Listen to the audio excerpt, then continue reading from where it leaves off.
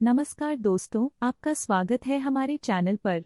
आज हम बात करेंगे भगवद गीता के तीसरे अध्याय के 17वें श्लोक की। इस श्लोक में कर्म और ज्ञान का अद्भुत संतुलन बताया गया है। अगर आपको हमारा वीडियो पसंद आए तो कृपया लाइक करें और सब्सक्राइब करें। चलिए इस अध्याय और श्लोक की शिक्षाओं को और गहराई से समझते हैं। यस्तु सत्वस्माविष्टो मेधावी चंद्र सूर्यो समुत्थितोऽस्मिन्यथैधा भूयात् सदा ध्यानतः।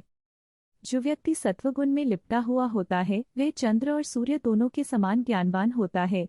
यदि वह ध्यान में रहता है तो वह सदा उच्चतर अवस्था को प्राप्त करता है। भगवद गीता के इस श्लोक में हमें बताया गया है कि जो लोग सत्वगुण से प्रभावित होते हैं उन्हें ज्ञान की प्राप्ति होती है। सत्वगुण से तात्पर्य है शांति, ज्ञान और संतुलन। जब व्यक्ति ध्यान में रहता है तो वह अपने भीतर के ज्ञान को जागृत कर सकता है। यह श्लोक हमें प्रेरित करता है कि हम अपने जीवन में सत्व गुण को अपनाएं और ध्यान के माध्यम से अपने ज्ञान को बढ़ाएं। इस ज्ञान के माध्यम से हम अपने जीवन की चुनौतियों का सामना कर सकते हैं। एक बार की बात है, एक छोटे से गांव में एक साधारण किसान रामू रहता था। रामू मेहनती और ईमानदार था, लेकिन उसके खेत सूखे थे। उसकी फसलें ठीक से नहीं उगती थीं। एक दिन गांव में एक संत आए। उन्होंने रामू से पूछा, बेटा तुम इतने उदास क्यों हो? रामू ने कहा, स्वामी मेरी फसल सूख रही है, मैं क्या करूं? संत ने मुस्कुराते हुए कहा, तुम्हें कर्म करते रहना चाहिए, धैर्य रखना चाहिए।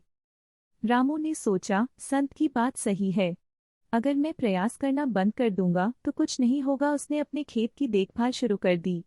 वह रोज सुबह उठता, ध्यान करता और अपनी फसल की देखभाल करता।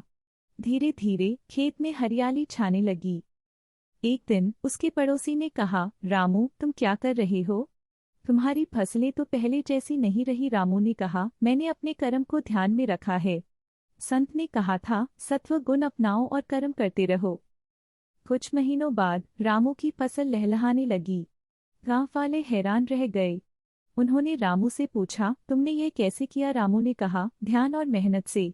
जब हम अपने कर्म पर ध्यान केंद्रित करते हैं तो सफलता अवश्य मिलती है। इस तरह रामू ने संत के उपदेश को अपनाकर न केवल अपनी फसल को उगाया बल्कि गांव के लोगों को भी सिखाया कि मेहनत और ध्यान से सब कुछ संभव है। दोस्तों, इस कहानी से हमें यह सीख मिलती है कि हमें अपने कर्म पर ध्यान देना चाहिए। अगर आपको यह कहानी पसंद आई हो तो कृपया लाइक करें और सब्सक्राइब करें। और ऐसे और भी वीडियो के लिए हमारे चैनल से जुड़े रहें।